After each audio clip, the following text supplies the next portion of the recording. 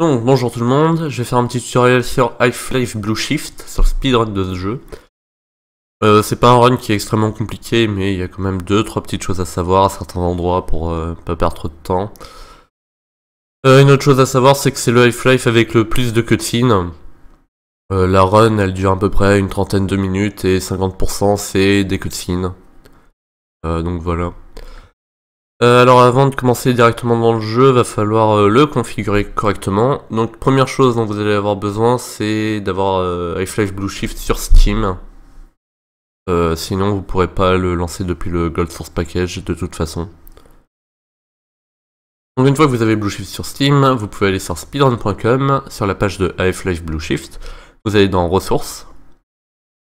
Donc vous atterrissez là et vous allez télécharger deux choses. Déjà le Gold Source Package, qui contient plusieurs choses, j'y reviendrai après, et la Start Save, qui est très importante. Donc une fois que vous avez téléchargé le Gold Source Package, vous avez quelque chose comme ça.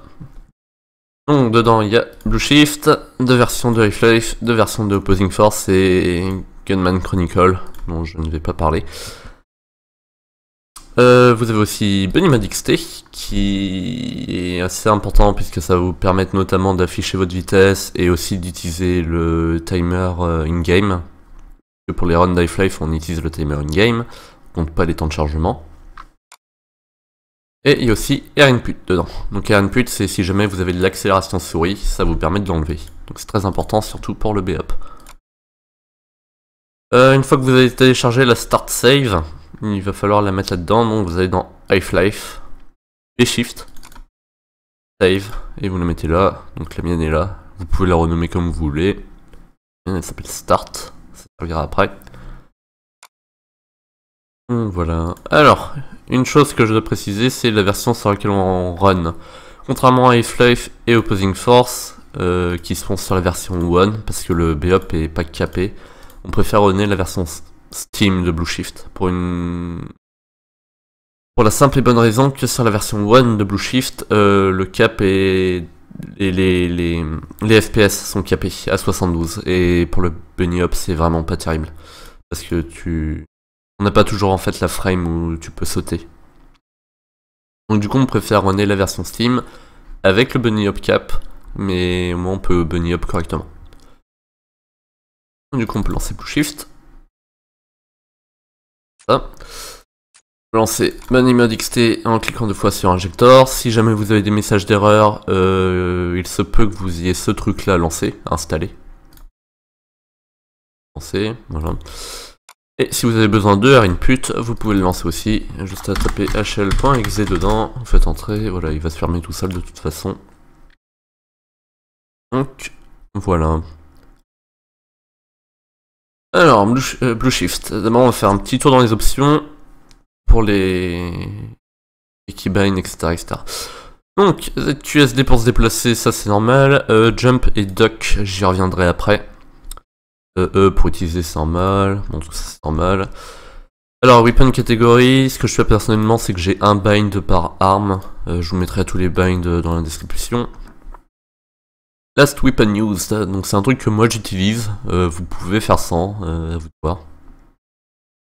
Et quick save et quick load, pardon, donc assez important si jamais vous débutez. Ça c'est pour le keyboard. Mouse, donc remouse input, très important.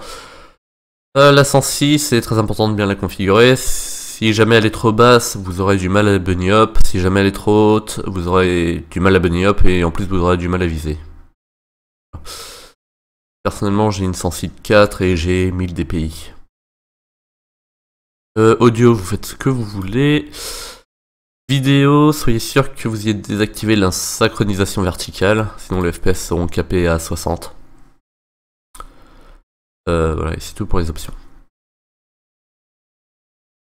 Ensuite, vous allez appuyer sur le petit 2 qui est au-dessus de Tab sur le clavier. Et ça va ouvrir la console. Donc, il va falloir faire plusieurs choses, bind des touches notamment, en commençant par la molette. On va avoir deux choses sur la molette, un côté pour sauter et un côté pour spammer accroupi.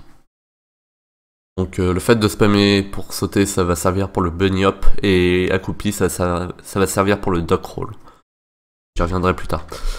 Donc bind M will down pour la molette vers le bas, plus jump pour sauter.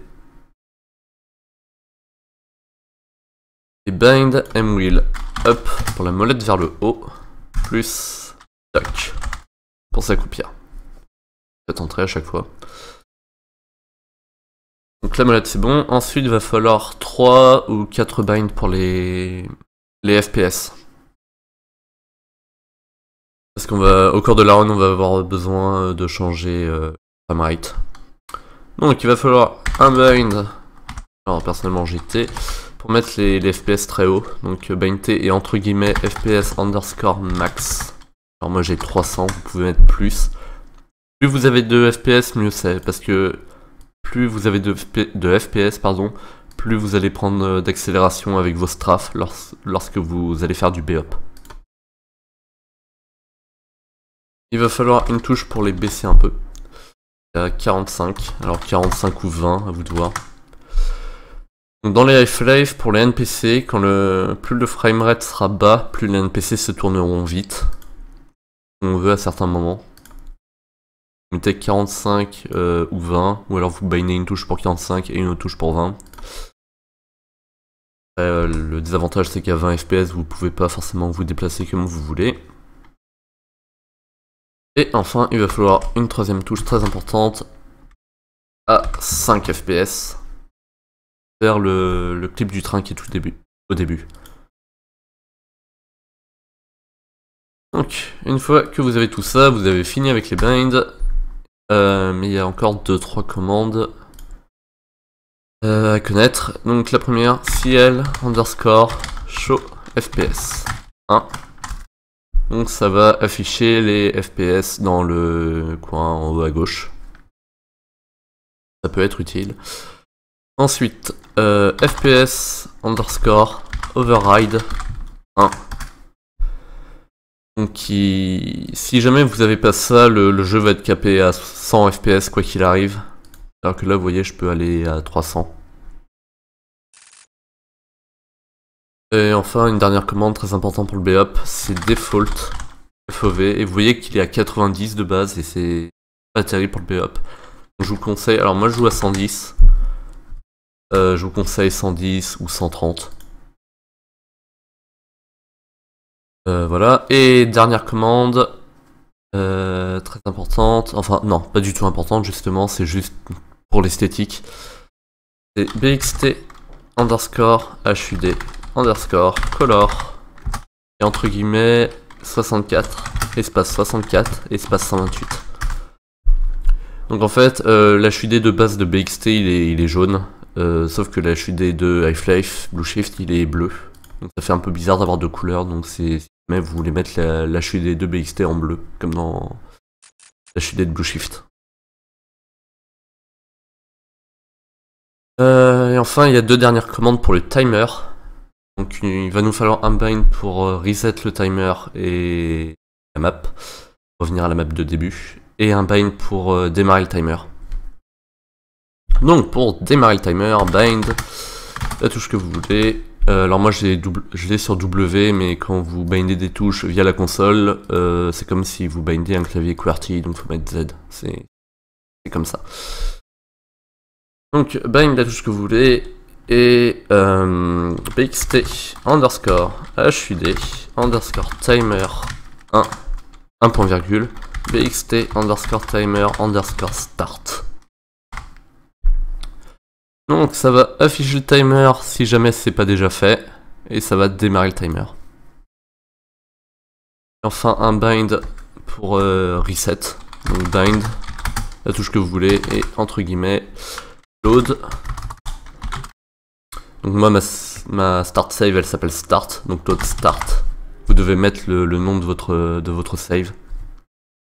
Un point virgule, bxt underscore timer underscore reset.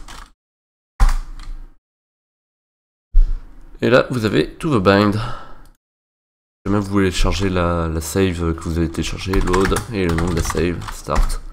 Et ça vous fait commencer dans le train. Donc voilà, c'est tout pour la configuration du jeu. Après, je vais faire plusieurs vidéos. Je vais faire une vidéo par chapitre, je pense. Donc je vais m'arrêter ici pour celle-là.